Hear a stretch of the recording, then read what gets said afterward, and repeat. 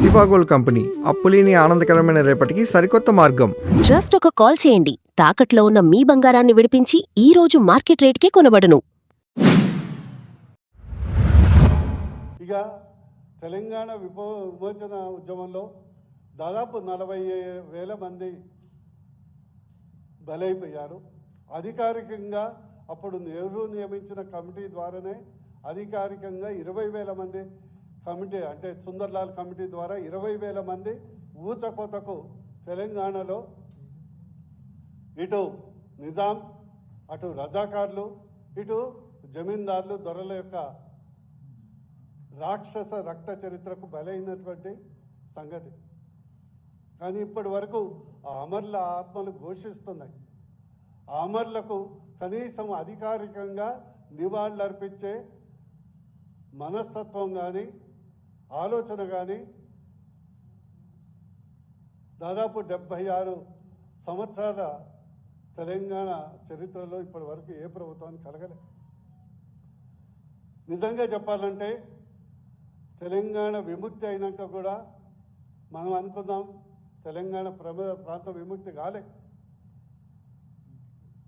నిజాం పరిపాలనలో నిజాము దర్బారు ఉండేది, తర్వాత దొరల గడిల్లో అసెంబ్లీ నడిచేది, ఇది వాస్తవం.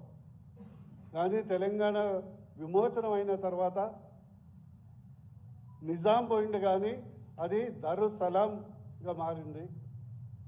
కానీ పల్లెల్లో ఉన్నటువంటి దొరలు, జమీందారులందరూ 3 రంగుల కండ వేసుకొని ఎమ్మెల్యేలు ఎంపీలై మన అసెంబ్లీనే గడి చేసినటువంటి చరిత్ర.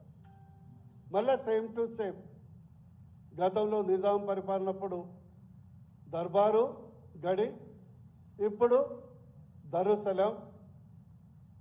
ఏ ప్రభుత్వం అయినా, అదే బీఆర్ఎస్ ప్రభుత్వం కానీ కాంగ్రెస్ ప్రభుత్వం కానీ, స్టీరింగు దరుసలాం చేతిలో, డిస్కషన్లు మాత్రం తెలంగాణ అసెంబ్లీ చేతులు. మీరు ఆశ్చర్యపోతారు అసలు దరుసలాం అంటే ఏంటనేది. మొన్ననే నేను వెతికిన దాని అర్థం ఏంటని.